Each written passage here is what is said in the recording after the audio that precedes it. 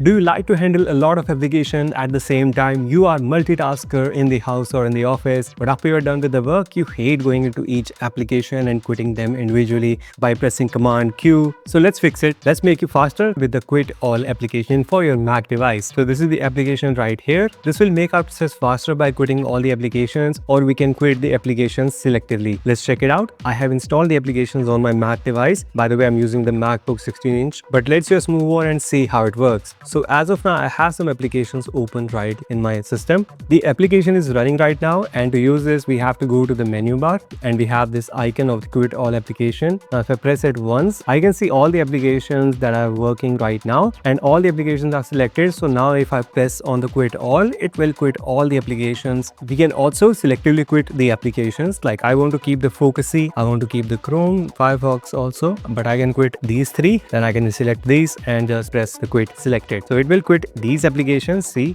it did. So that's how easy it is, and that's how it makes the process faster of quitting all the applications. And we can also see the usage of the system right next to the app. Like 35-36% is being used by the Focusy app, that is the screen recording application for this video. We also have the Firefox, that is 1.8%, and Chrome is at 0%. We also have this option to turn it off if you would like to.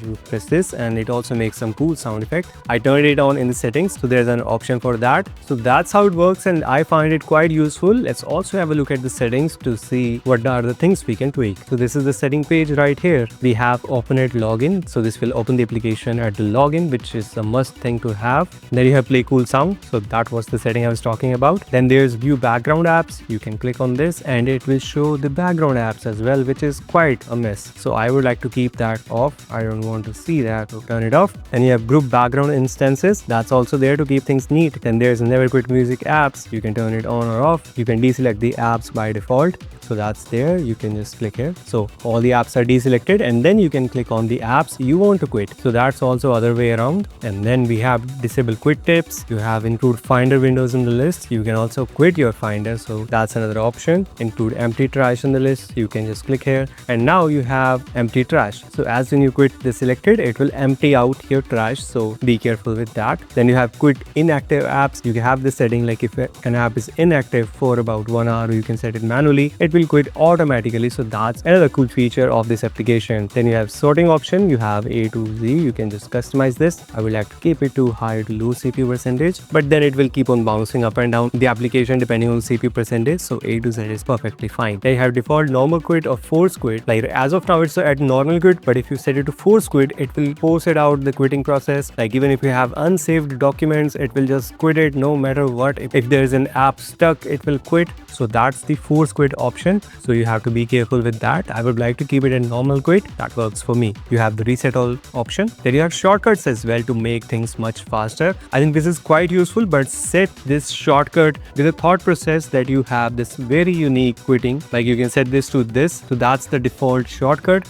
You can change it to whatever you like. Try to keep it complex that you don't press accidentally, so that's my tip for you. Then you have quit all shortcut, and then you have force quit all, so you can set these shortcuts to make your life easier and making quit all applications fast. Then you have support, so that's there, and there's about. So that was the application, and now let's talk about the pricing that you need for the application. So there are two ways to buy this application. Let's check out both. So this is the first way, and we'll talk about the second way that I used to buy this application for paying less. So now if I click on buy now, you will see the pricing. So this is the price right now, $17.69 including the GST and all the taxes, and this is what you have to pay for this application. And this is a one-time purchase. You buy it once for your Mac device and you can use it forever. So that's the deal, and that's the pricing. Now I'll talk about the second option, that is the best one, and I've recently started using this platform that gives you access to a lot of applications with just a single subscription cost, and it's quite inexpensive. So this is this Setapp where you find a lot of useful applications. Like you have the QuitAll. Then if you look at the marketplace, you will see a lot of applications. You might be able to recognize some of the applications as well, like Clean My Mac, Bartender, Paste, CleanShotX, iStart Menu. These are some of the popular applications that you will see on the YouTube. A lot of people are using these applications, but there are a lot more. Like you will have Spark Mail, you have timing. There are always AI applications and new applications added to the library. You also have a VPN subscription included with the Clear VPN, and we have the Nitro PDF, which is another paid PDF application. So all these applications and a lot more applications, if you look at the all apps, like these applications are included in just single subscription. So that's why this is a great platform to access all these applications. And if I look at the pricing right now, you will be amazed to see how inexpensive it is. So this is the pricing page. It's just $9 per month, billed annually. That's the price you have to pay to access all those applications, including the QuitAll. And if you have Mac device and iOS devices, then you can check out this plan, which is just $11.24. This is for one Mac and 4 iOS devices. And if you are a power user with multiple Mac and iOS devices, then you can go with the power user plan. So basically they don't have Mac applications, they also have iOS applications as well. You are getting these tools and apps for both of your devices with just a single subscription. Now these are the annual plans. If you look at the monthly plans, then this is it. It's just $10 per month, and personally I've subscribed to the monthly subscription, so it's turning out great for me.